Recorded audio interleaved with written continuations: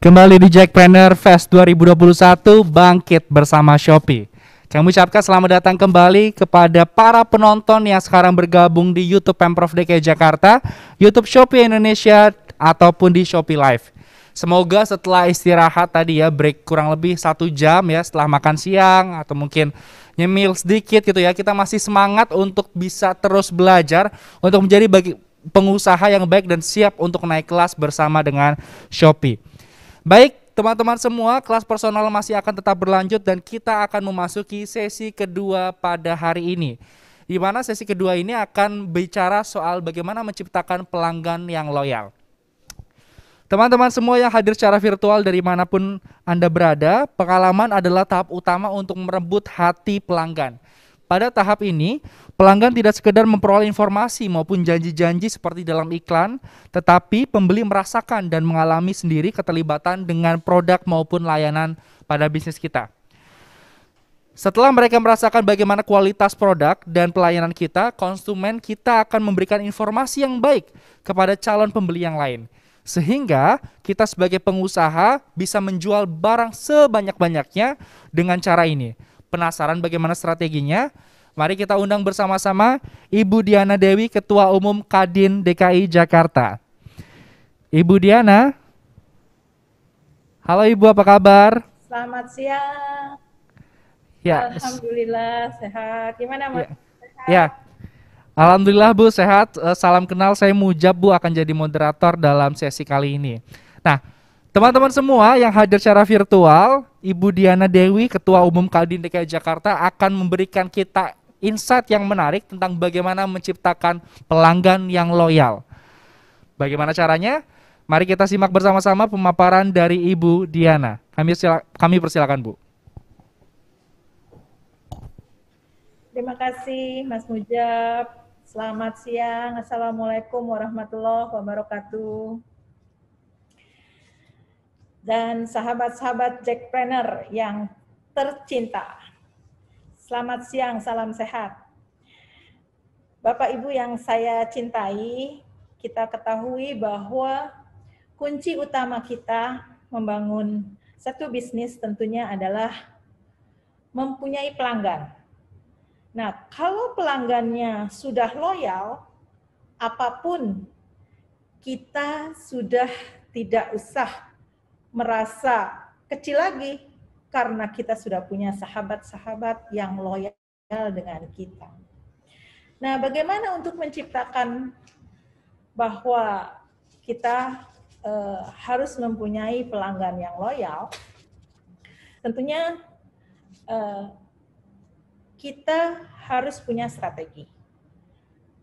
Dan kita perlu ketahui bahwa pelanggan itu membeli bukan hanya membeli produk, tetapi lebih kepada membeli secara utuh, baik itu produk maupun pelayanannya.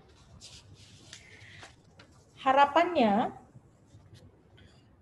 kita tentunya tahu bahwa kalau mereka ingin mendapatkan produk dan pelayanan yang baik, apa yang harus kita lakukan? Yaitu bagaimana memberi kepuasan kepada pelanggan. Karena apabila yang dihasilkan oleh satu perusahaan, itu buat dia tidak begitu penting. Karena apa? Mereka lebih memikirkan apa yang akan dibeli ini adalah memuaskan kebutuhannya. Jadi hal yang kita anggap sesuatu yang mungkin tidak terpikirkan, tetapi kalau kita mendasari bahwa setiap pelanggan itu adalah mengharapkan satu produk yang diharapkan itu, yang dibeli itu adalah memuaskan kebutuhannya. Jadi kita harus bagaimana menciptakan pelanggan yang loyal. Nah, kita ketahui bahwa pelanggan yang loyal itu justru memberi keuntungan besar bagi perusahaan kita. Kemudian biaya yang dikeluarkan untuk mendapatkan pelanggan baru justru jauh lebih besar dibandingkan kita mempertahankan pelanggan yang ada. Dan pelanggan yang sudah percaya pada perusahaan dalam suatu urusan bisnis biasanya akan percaya juga dengan apabila kita mempunyai bisnis lain atau produk-produk lain. Dan biaya operasional perusahaan itu akan lebih efisien. Juga pelanggan loyal itu biasanya memiliki pengalaman yang positif dengan perusahaan kita. Kalau dia sudah mempunyai rasa positif terhadap perusahaan kita, pasti dia akan berbicara keluar selalu positif terhadap menilai produk kita. Kemudian pelanggan loyal itu akan senantiasa membela perusahaan. Dan mungkin karyawan sendiri tidak membela perusahaannya, tetapi dia akan lebih membela perusahaan tersebut dan bahkan mampu untuk menarik orang lain untuk membeli produk yang dianggapnya produk itu baik. Dan Bapak Ibu, karakteristik pelanggan di Indonesia itu kita harus juga memahami bagaimana agar mereka bisa loyal dengan produk kita. Karakteristiknya di Indonesia yang paling utama adalah biasanya religius. Karena konsumen di Indonesia tetaplah konsumen yang kami menilainya religius. Sekalipun gerakan sekuler banyak bermunculan di dunia, sifat religius tersebut tetap bisa bertahan karena kereligiusan konsumen di Indonesia bisa mengikuti perkembangan dunia modern sekarang ini. Kemudian karakteristik yang lain pelanggan kita adalah suka bersosialisasi. Senang bersosialisasi mungkin lebih tepat dibandingkan suka berkumpul pada masa sekarang ini. Artinya apa? Sekalipun tidak bertemu, konsumen Indonesia senang bersosialisasi dengan orang lain. Itulah sebabnya media sosial bertumbuh pesat di Indonesia. Demikian pula dengan komunitas-komunitas yang dengan cepat bisa terbentuk di Indonesia. Banyak sekali komunitas. Nah, ini juga salah satu karakteristik yang perlu kita menjadi analisa untuk mengembangkan produk kita, bagaimana di loyal konsumen kita. Dan yang selanjutnya memiliki pikiran jangka pendek. Pikiran jangka pendek masih tetap dimiliki oleh konsumen Indonesia. Kemudian sifat tergesa-gesa, ingin cepat dan instan masih dimiliki oleh konsumen kebanyakan di Indonesia. Itulah sebabnya produk-produk yang memberikan manfaat jangka panjang seperti asuransi misalnya, itu bagaimana memberikan waktu kepada salesnya itu nggak bisa cepat untuk mendapatkan customer. Tetapi berbeda misalnya dengan makanan suplemen atau penambah energi. Dengan iklan jor-joran saja konsumen sudah langsung terpengaruh untuk membelinya. Ini juga salah satu karakteristik pelanggan di Indonesia. Kemudian tidak terencana. Nah, konsumen Indonesia ini cenderung masih belum memiliki perencanaan yang baik. Itulah sebabnya tingkat impulse buying di Indonesia masih tinggi. Artinya apa? Konsumen di Indonesia masih membeli produk langsung di supermarket tanpa direncanakan. Demikian pula tingginya penggunaan kartu prabayar di Indonesia. Nah, ini menunjukkan bahwa orang Indonesia ini sering membeli itu sesuai kebutuhannya. Kemudian adaptif dengan teknologi. Jika dahulu orang Indonesia kurang adaptif, tapi dengan kehadiran yang sekarang, diyakini bahwa orang Indonesia mulai tergila-gila dengan teknologi. Setiap ada teknologi yang baru hadir, konsumen Indonesia dengan cepatnya menyerap. Nah, hal tersebut mungkin tidak berlaku bagi generasi yang seusia saya mungkin. Tapi untuk generasi muda, sifat ini terlihat sekali. Contohnya adalah Pokemon, Go Game dengan teknologi baru langsung laris di Indonesia, sekalipun belum dirilis. Dan yang lucunya juga adalah suka ikut-ikutan. Nah, konsumen Indonesia ini masih menjadi konsumen yang senang mengikuti orang lain, alias follower. Mereka senang mencari referensi orang lain. Kekuatan selebriti dalam menggerakkan konsumen masih besar. karena konsumen Indonesia suka mengidolakan orang lain dan terpengaruh oleh idola tersebut. Seperti contohnya kemarin beberapa minggu yang lalu itu BTS dengan McDonald. Akhirnya McDonald sampai banyak di store-store atau di daerah-daerah tertentu sampai ditutup. Nah, ini karena membludaknya konsumen. Ini juga salah satu karakteristik pelanggan di Indonesia. Dan suka pamer. Nah, ini juga selain membeli barang-barang bergengsi, sifat yang tidak mudah hilang di Indonesia adalah senang pamer. Selfie dan narsis adalah kebiasaan banyak konsumen di Indonesia, di mana mereka suka memotret diri sendiri dan memamerkannya di media sosial. Nah, platform media sosial baru selalu menjadi perhatian konsumen di Indonesia sebagai tempat untuk memamerkan eksistensi mereka. Kemudian gengsi. Nah, karakter yang satu ini masih belum bisa hilang nih di Indonesia. Konsumen di Indonesia masih senang sesuatu yang berbau gengsi. Ada hal yang baru, kemudian membuat status sosialnya meningkat. Nah, semakin terlihat nih, dan banyak yang akhirnya berbondong-bondong untuk membeli itu. Kemudian menyukai produk luar negeri. Nah, harus diakui nih, keinginan mengkonsumsi produk luar negeri dibandingkan merek kita masih besar, orang masih suka dengan merek luar negeri. Namun demikian, gerakan untuk semakin mencintai produk lokal bukannya tanpa hasil. Gerakan ini semakin intens saya lihat karena adanya media sosial yang muncul dari bawah. Bandingkan misalnya dengan zaman Orde Baru. Ketika kampanye menggunakan produk dalam negeri lebih didorong hanya karena pemerintah yang keras. Tetapi kalau sekarang enggak. Sudah banyak teman-teman entrepreneur yang bagaimana mempublish produk-produk lokal itu tidak kalah dengan produk luar.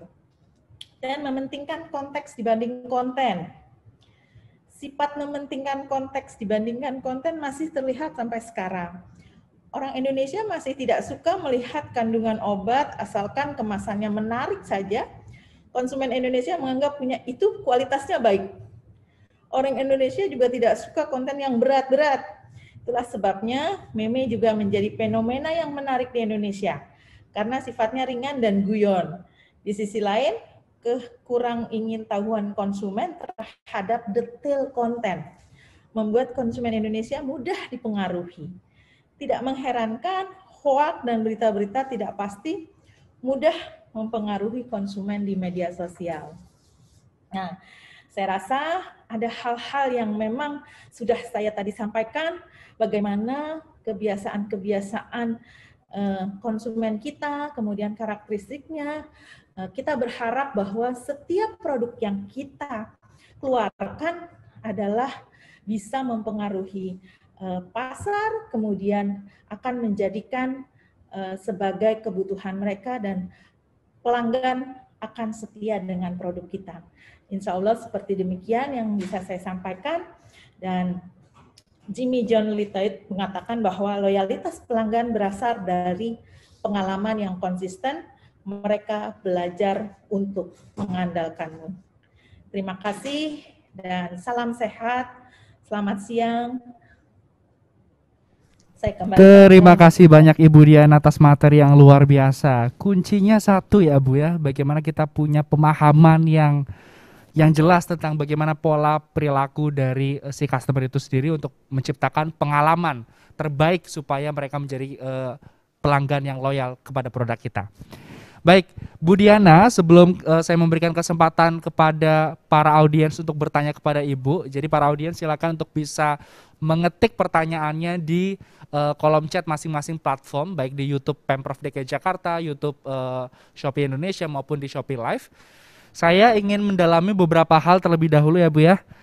Nah, saya sempat kepo nih soal siapa sih Ibu Diana.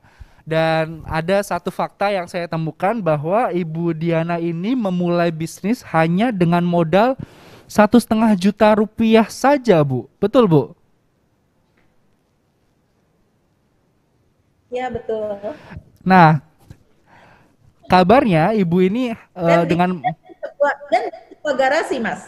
Wow, iya betul Dan di sekali. sekarang Iya, modal 1,5 juta rupiah dan hanya berjualan di garasi hingga akhirnya bisa membangun perusahaan besar yang sampai bisa mengekspor produknya ke luar negeri. Boleh diceritakan nggak Bu, bagaimana prosesnya dari 1,5 juta itu dari garasi sampai bisa jadi perusahaan besar dan mengekspor produknya ke luar negeri, supaya para pejuang UMKM Jakpreneur yang sekarang sedang menonton ini dapat inspirasi nih Bu untuk membesarkan bisnisnya seperti halnya yang Ibu lakukan di masa lampau. Silakan Ibu. terima kasih Mas Majid. Ya, eh, memang mungkin nomor satu adalah kita butuh trust ya Mas dari teman-teman. Jadi memang pada saat itu kebetulan tahun 98. 98 itu Krismon. Nah, pada saat Krismon banyak teman-teman supplier itu justru memberikan kepercayaan kepada saya untuk membantu menjualkan produknya. Nah, produk-produk tersebut saya jual karena orang ternyata pada saat tahun 98 membutuhkan produk dan banyak meras produk. Nah, produk yang diras itu adalah bahan pokok. Nah, saya kebetulan bergerak di bidang salah satu bahan pokok. Jadi saya mendapatkan trust dari teman untuk menjualkan produk-produknya. Di satu sisi produk itu bisa saya jual dengan jumlah banyak karena pada saat 98 orang banyak membutuhkan produk. Nah, ini yang menjadi satu kesempatan, mungkin salah satu adalah peluang ya kita disebut, bahwa di mana pada saat pengusaha itu harus bisa mengambil peluang pada saat krisis. Itu Mas. Oke, baik. Wow, luar biasa ya di krisis 98 di mana ekonomi lagi kolaps ya Bu waktu itu ya Bu. Justru Bu Diana mengambil peluang dari adanya krisis tersebut. Tapi tadi satu poin penting yang saya ambil dari Bu Diana adalah soal membangun trust. Artinya pada saat peluang itu ada, Bu Diana ini sudah membangun reputasi yang baik dengan rekan-rekan bisnisnya sehingga ketika ada peluang ya Bu Diana lah yang dicari. Betul begitu ya Bu ya? Nah, ya, baik. Pertanyaan kedua nih Bu, saya ingin bertanya seputar customer journey. Sebagai seorang entrepreneur yang sangat berpengalaman dan menerapkan customer journey pada bisnisnya, bagaimana cara menerapkan customer journey untuk mencapai tujuannya pada skala UMKM? Silakan Bu. Ya, eh, kita harus tahu dulu bahwa sebenarnya produk kita ini dibutuhkan oleh pasarnya seperti apa. Jadi sasaran pasar kita penting. Kemudian kita berbicara juga kompetisi. Kompetitiflah kita punya produk, terutama dari harga. Kalau kualitas kita sudah bagus, berbicaranya harga. Nah, kalau memang sudah kita punya produk bagus, kemudian kita punya kualitas yang bagus, kemudian memang pasar membutuhkan itu, insya Allah produk kita pasti dicari oleh konsumen dan konsumen akan loyal dengan produk kita. Itu Mas. Oke, jadi inward looking sama outward looking ya Bu ya. Pertama perbaiki dulu produknya, strategi pemasaran dan lain sebagainya, baru kita ngelihat keluar kompetitif atau tidak, kemudian bagaimana pesaing dan lain sebagainya.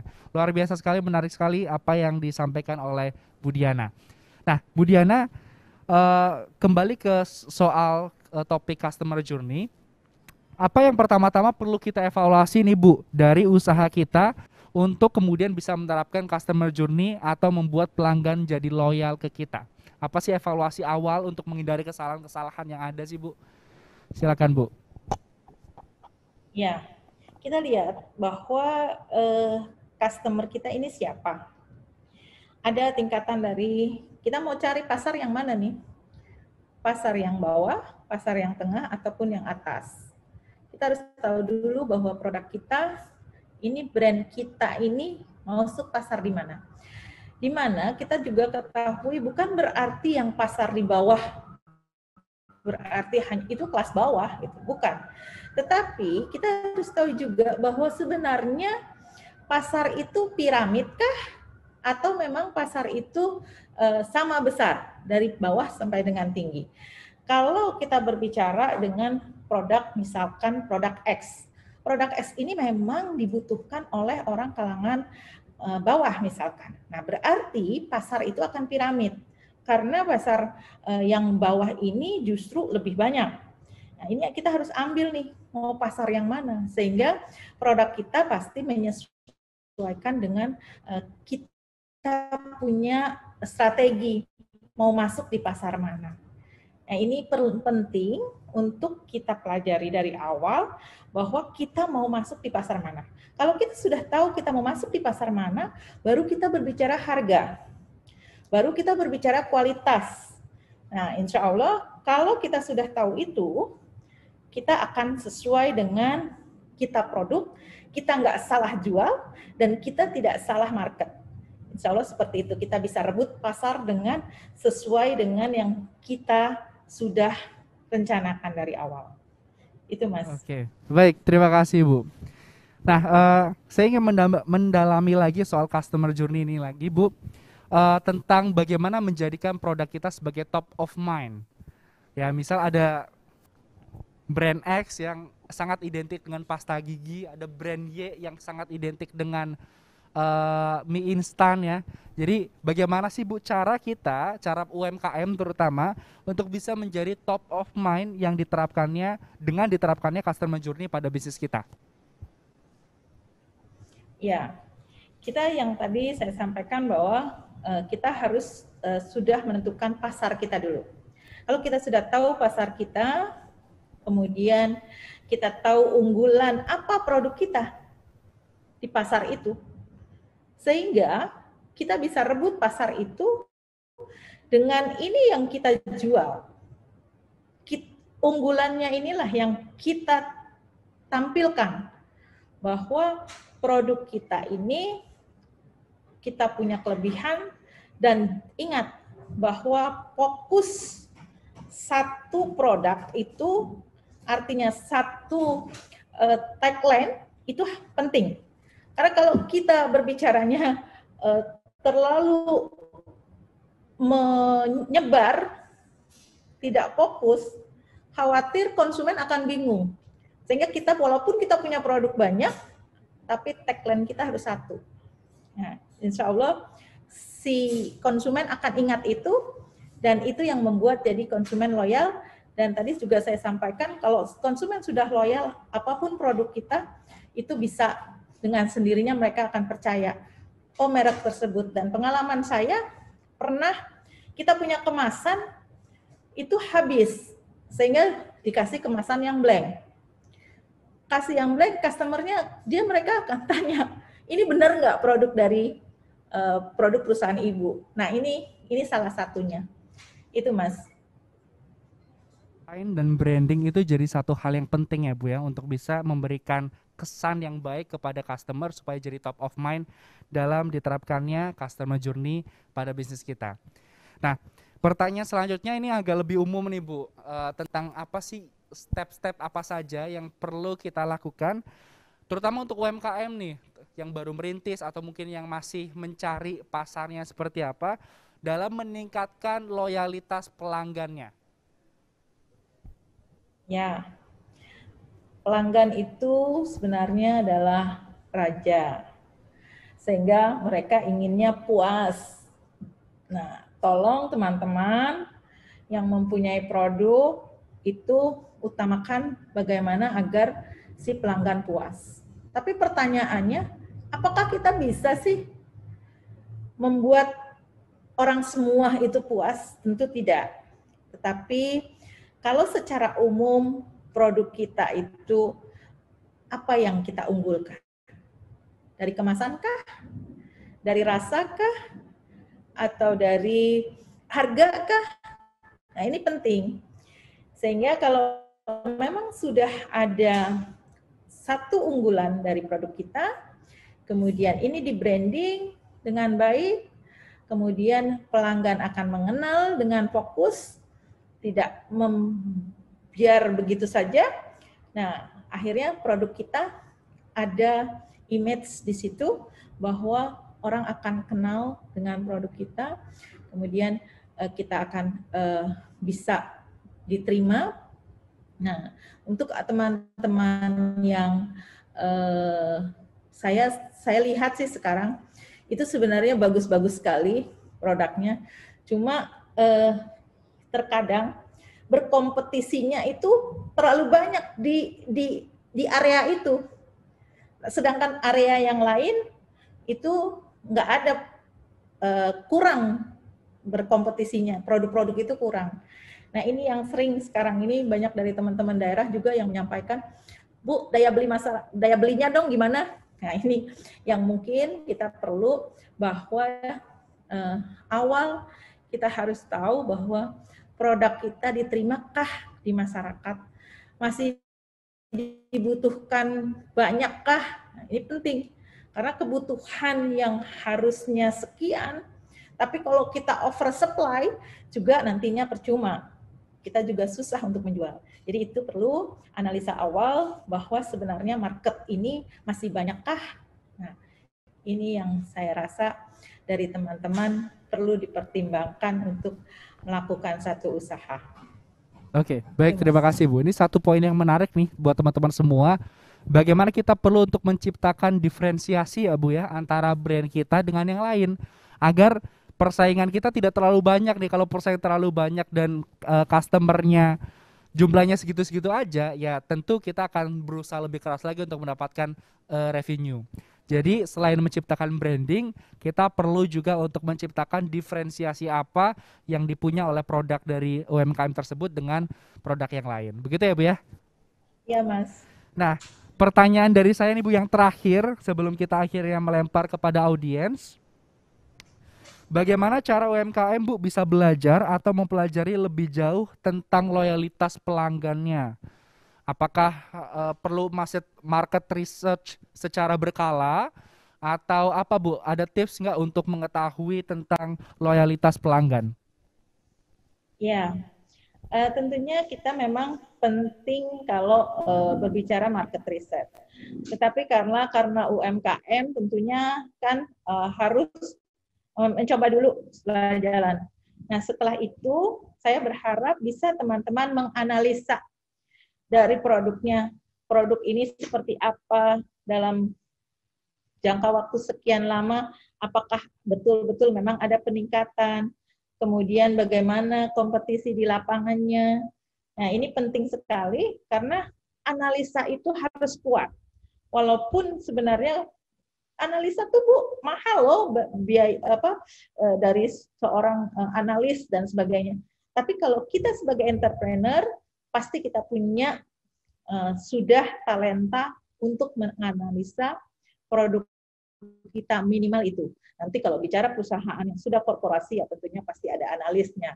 Tapi untuk yang awal teman-teman, saya berharap bisa menganalisa itu dengan baik. Dan untuk evaluasi selanjutnya, apakah akan ditambah, misalnya perlu penambahan modal kah, atau perlu penambahan salesnya kah, atau perlu penambahan fasilitasnya kah? Nah, itu berdasarkan analisa. Itu Mas. Terima kasih.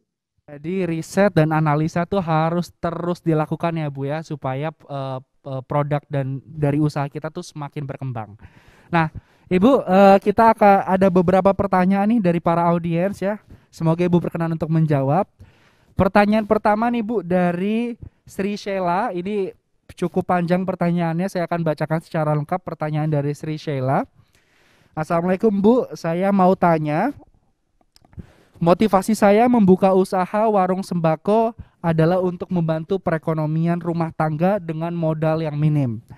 Otomatis modal dan hasil penjualan warung saya juga terkadang untuk membantu keuangan rumah tangga. Terkadang saya suka nombok karena keuangan usaha dan rumah tangga tercampur. pertanyaan saya, bagaimana nih tips dari Ibu ya? Seperti tadi Ibu juga sudah menyampaikan bahwa Ibu mulai usaha dengan modal yang eh, cukup kecil ya Bu, lumayan kecil ya, 1,5 juta dan dari garasi. Bagaimana caranya agar usaha semakin meningkat dan berjalan terus dengan modal yang minim, tetapi juga bisa terus membantu keuangan rumah tangga? Karena kalau dilihat dari segi keuntungan, warung sembako keuntungannya sangat minim. Demikian pertanyaan dari Sri Sheila. Silakan Ibu bisa dijawab. Ya, terima kasih Mbak Sri Sela. Saya akan coba jawab. Ini justru salah satunya yang memang eh, banyak dilema bagi teman-teman UMKM. Bahkan ini masih baik ya kalau Mbak Sri Sela. Ada yang memang ternyata minus terus, Mbak. Minus terus. Nah, satu poin tadi itu terjawab loh dari Mbak Sri Sela sendiri. Satunya apa? Tercampur. Kalau kita menjadi entrepreneur, yang paling utama tadi saya sampaikan adalah trust, kan? Sebenarnya trust itu banyak tuh jabarannya. Salah satunya adalah apa? Kita harus membedakan antara kebutuhan pribadi dengan kebutuhan perusahaan. Harus ada angkanya, harus ada hitungannya. Hitungannya seperti apa, Bu? Ya, pastinya kalau kita bicara modal awal berapa? Kita jual berapa? Apalagi ini kan bisnisnya sembako, berarti trading. Hasilnya harus berapa? Dan yang harus dikeluarkan berapa dengan hasil yang sedemikian? Ini penting. Dan ini penting sekali saya sampaikan bahwa kita harus disiplin untuk itu. Karena banyak sekali persoalan-persoalan yang dihadapi oleh teman-teman. Hal ini yang menjadi kendala, salah satunya adalah tadi. Dari Mbak Sela sendiri sudah sampaikan bahwa tercampur. Itu tidak boleh. Jadi harus bagaimanapun ada catatan. Catatan baiknya adalah sederhana pun tidak apa-apa, tetapi harus ada catatan. Dengan catatan itu pasti Mbak Trisela bisa bagaimana menghitung yang sesungguhnya bahwa oh saya ini berarti kebesaran ya kalau saya melakukan ini. Atau oh berarti saya sudah ambil lebih banyak ya dan seharusnya tidak boleh misalkan. Nah seperti ini yang perlu Mbak Trisela nomor satu adalah jangan tercampur. Kalau udah tercampur sulit. Tapi kalau tercatat dengan baik pasti Mbak Trisela akan bisa tahu bahwa selama ini berarti saya harus mengurangi A, B, D, C, D, dan seterusnya. Atau, oh berarti saya harus meningkatkan penjualan saya sedemikian, sehingga hasilnya saya bisa ambil sekian. Itu, Mas. Baik, Bu. Kuncinya disiplin ya, Bu ya. Disiplin, pendataan rapi, dan lain sebagainya. Baik, pertanyaan kedua ada dari Ervin Tegar, Bu. Bagaimana menciptakan psikologi kepercayaan konsumen dalam membangun usaha? Mungkin Ibu juga bisa menceritakan pengalaman Ibu ya dalam membangun bisnis, bagaimana membangun loyalitas kepercayaan dari konsumen itu sendiri. Silakan, Bu. Ya, memang tiap konsumen pastinya akan berbeda-beda. Tetapi karena kita lama kenal mereka, itu biasanya tahu, oh pelanggan kita inginnya demikian. Jadi secara psikologinya, pendekatan secara pribadi pun itu penting. Artinya kita tahu pelanggan kita inginnya seperti apa. Tapi secara menyeluruh, kita juga tahu bahwa rata-rata seperti apa sih konsumen yang diharapkan oleh konsumen kita. Nah ini biasanya dari konsumen sendiri yang setelah ada pendekatan secara pribadi, artinya gini, mereka merasa puas lah, walaupun nggak ketemu dengan ownernya atau hanya ketemu dengan salesnya atau pasarnya itu sendiri, produk itu sendiri. Itu kalau mereka merasa bahwa produk itu memang baik untuk dia dan dia puas dengan ini, itu pasti pelanggan akan merasakan bahwa, oh ya, saya butuh dengan produk ini. Nah, ini biasanya owner atau pencipta produk itu, dia sudah tahu bahwa memang pelanggan itu menyukai adalah tadi kepuasan pelanggan bukan hanya dari produknya, tetapi bagaimana harganya, bagaimana kualitasnya, kemudian juga bagaimana jumlahnya, dan juga karena jumlahnya itu biasanya apakah mudah didapatnya. Ini salah satunya. Itu Mas. Baik. Terima kasih Bu. Pertanyaan selanjutnya dari audiens nih Bu, dari Dodi Trianggoro.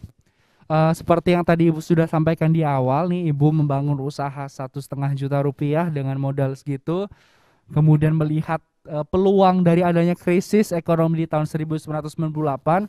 Salah satu inspirasi yang mungkin bisa kita ambil bersama adalah bagaimana Ibu membangun kepercayaan, ya, kepercayaan kepada rekan bisnis, konsumen dan lain sebagainya, yang sampai akhirnya membuat bisnis Ibu bisa menjadi sebesar sekarang.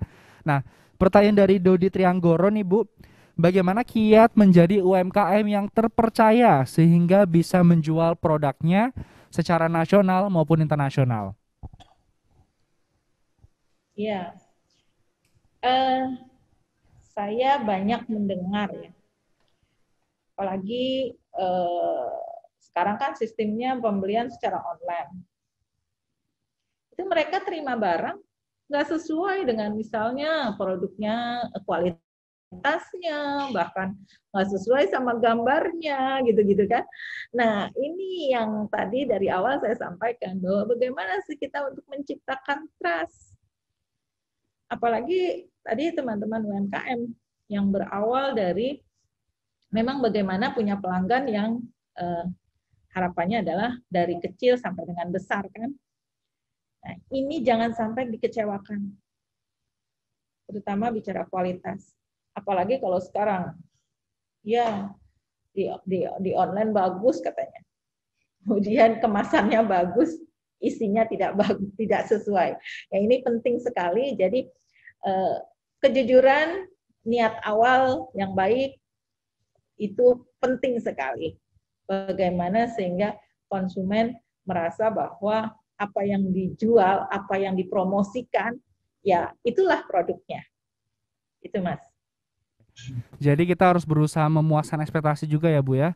Customer melihat produknya dalam, misal lihat di akun Shopee gitu, oh bagus nih. Mereka pasti berekspektasi bahwa produknya seperti ini. Tapi kalau misal diterimanya tidak sesuai dengan ekspektasi, Pak, akhirnya menimbulkan kekecewaan terhadap produk yang kita jual itu. Jadi perlu untuk menyelaraskan antara ekspektasi dan branding yang kita sampaikan. Ibu, ada pertanyaan lagi nih Bu dari Anne, berkaitan dengan tadi Ibu juga sampaikan soal bagaimana membangun brand yang kompetitif. Nah, Ana ini menanyakan apakah kompetitif hanya harus dari harga saja, Bu? Bagaimana cara meningkatkan daya saing dari produk yang kita jual? Ya, sebenarnya kompetitif bukan karena harganya saja, tetapi yang paling utama adalah kan kualitas. Ada istilah begini, kalau harga itu nggak bisa ngebohongin,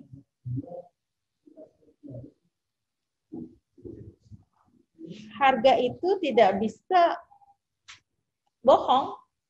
Kalau harganya mahal, pasti kualitasnya mahal. Kalau harganya murah, kualitasnya murah, misalnya. Tidak begitu. Tetapi kita menyesuaikan apa yang kita jual ini, bahwa dengan harga yang sama dengan produk yang sama, itu kita lebih punya nilai lebih tinggi, nilai lebih bagus. Nah, inilah yang harusnya kita buat edit value kita. Mempromosikan produk kita yang mana berkompetisi pastinya di lapangan dengan produk yang sama dengan orang lain, kita yang akan lebih unggul dan tidak hanya berbicara harga. Syukur harganya lebih murah, tapi kualitasnya sama. Atau kualitasnya lebih bagus, harganya lebih murah. Ini penting. Dan ini yang harus, apa yang kita sudah sampaikan, apalagi tadi kita tahu bahwa sekarang banyak sekali penjualan-penjualan online, e-commerce yang tadi sebutin Mas Sofi dan sebagainya, harus sesuai lah dengan apa yang memang sudah dipromosikan untuk produk tersebut. Itu Mas. Oke, baik Bu, terima kasih. Kita masih ada beberapa pertanyaan lagi Bu. Pertanyaan selanjutnya nih berkaitan dengan konsistensi. Ada yang bilang bahwa ada berapa pertanyaan? Sampai jam berapa nih Mas? Kurang lebih ada 3 pertanyaan lagi Bu. Mohon berkenan ya Bu ya. Oh, 3 pertanyaan. 3 pertanyaan lagi. 3 ya Mas. Baik Bu. Memang antusiasme yang menonton di Shopee ini banyak sekali Bu. Jadi mohon maklumnya nih Bu, pengen menggali ilmu sebanyak-banyaknya dari Ibu Diana. Baik Bu, pertanyaan selanjutnya nih berkaitan dengan konsistensi. Ada Diam yang mengatakan bahwa membangun usaha itu lebih mudah daripada memaintain usaha. Nah, dari Ibu sendiri ada tips nggak Bu untuk menjaga konsistensi dalam usaha kita? Betul sekali. Di mana membangun satu usaha baru itu memang lebih mudah. Sedangkan memaintenance-nya agak sulit. Maintenance ini penting karena tadi yang awal saya berbicara mengenai menciptakan pelanggan loyal. Nah, untuk menciptakan pelanggan loyal ini tidak mudah. Kita harus maintain terus produk kita. Kemudian juga kita harus juga maintain bagaimana pelanggan keinginannya seperti apa. Karena nggak semuanya pasar itu stuck begitu saja. Karena ada terjadi perubahan-perubahan yang tentunya kita tahu bahwa pasar itu dinamis. Kemudian juga kita punya pesaing-pesaing yang senantiasa juga akan selalu merebut pasar yang kita sudah ada. Sehingga tadi saya sampaikan bahwa memang lebih sulit memaintain dibanding kita baru membuka. Kalau baru membuka tentunya orang semua pengen tahu sehingga dia akan cari. Yang tadinya di usaha ini dia bisa lari ke tempat yang lain, tapi karena maintain-nya bagus, sudah percaya, dia nggak akan mudah begitu saja mencoba produk lain. Nah, ini yang memang kita sebagai pengusaha paling penting adalah bagaimana mempertahankan pasar kita, sehingga kalau kita sudah bisa mempertahankan pasar kita nggak usah sulit lagi bahwa bukan akan berkurang, pastinya pelanggan kita akan bertambah. Oke Bu, jadi lebih susah mempertahankan pelanggan ya Bu daripada mendapatkan pelanggan pertama ya Bu ya. Nah, pertanyaan selanjutnya ini berkaitan dengan pelanggan ya Bu. Ada curhatan nih dari Amaya. Amaya menyampaikan, saya punya usaha nih Bu, tapi saya suka sakit hati kalau ada customer komplain padahal kami nggak salah. Kadang customer itu pada merasa sangat berkuasa karena mereka bayar kita. Saya suka bingung menyikapinya. Katanya pelanggan adalah raja, tapi kadang pelanggan-pelanggan ini nggak tahu diri. Bagaimana supaya bisa tetap membuat pelanggan loyal, tapi ada macam-macam pelanggan seperti ini yang menjadi pelanggan kita nih Bu. Ada tips nggak Bu untuk menghadapi ragam pelanggan yang macam-macam nih kondisinya? Silakan Ibu. Iya, Maya, kita ketahui bahwa sifat manusia pasti beda-beda. Nah, ini pelanggan termasuk yang bedanya di luar batas kenormalan atau memang produk kita yang memang tidak baik. Nah, ini yang paling penting. Tapi kalau memang kita sudah memberikan yang terbaik terhadap pelanggan tersebut, kita harus tahu bahwa manusia tidak semuanya sama. Dan yang kedua, ada loh pelanggan yang sebenarnya bukan pelanggan, tetapi justru kompetitor kita. Nah, ini juga menjadi perlu mawas diri dari kita, bahwa kita bagaimana menyikapi. Tadi yang saya sampaikan, ini adalah yang normal atau yang di luar batas kenormalan. Jadi insya Allah kalau kita menjadi pengusaha, kita harus siap bahwa semua orang tidak akan sama, semua orang akan menilai kita tidak baik, semua orang akan meminta kita yang terbaik. Inilah sebagai pengusaha harusnya mempunyai jiwa yang kalau kita sebut di Kadin itu adalah setia, jujur, dan kuat.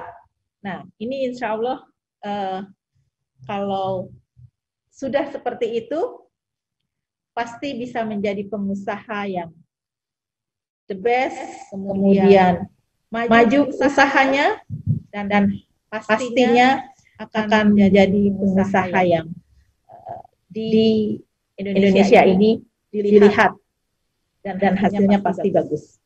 Itu Baik, Mas. Bu. Jadi harus cermat ya Bu ya dalam menyikapi pelanggan, tidak serta-merta melihat dari satu sisi saja ya. Pertanyaan terakhir nih Bu, dari Kamya Collection.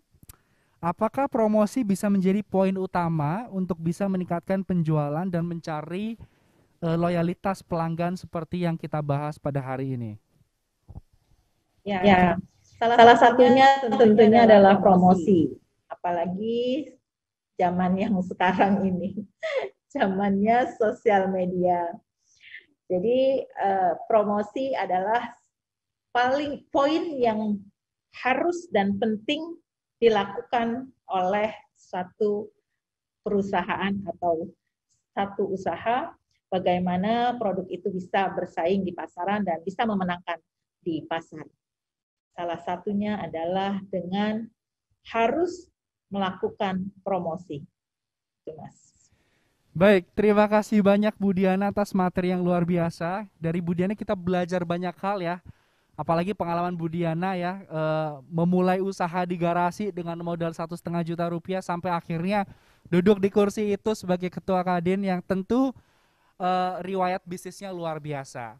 Ini memberikan semangat dan motivasi kepada kita semua, terutama pejuang UMKM di luar sana, untuk bisa terus semangat mempertahankan dan konsisten terhadap apa yang diupayakan melalui bisnisnya.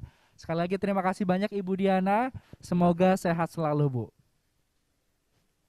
Selamat siang Mas, makasih. Ya, selamat siang Ibu. Sehat. Saya undur diri. Ya, saya juga mengucapkan terima kasih kepada teman-teman semua yang bergabung secara virtual, yang sudah bertanya dan berdiskusi secara interaktif kepada Ibu Diana. Baik teman-teman semua, ada 2 sesi kelas personal yang sudah dilangsungkan pada hari ini, dan kita masih punya 2 sesi lagi pada hari ini, di mana sesi selanjutnya kita akan mendengarkan pemaparan dari Gary Evano, Managing Director dari Puyo Dessert, yang akan membahas tentang berpikir optimis dengan penyesuaian model bisnis. Tapi jangan kemana-mana karena kita akan kembali sesaat lagi.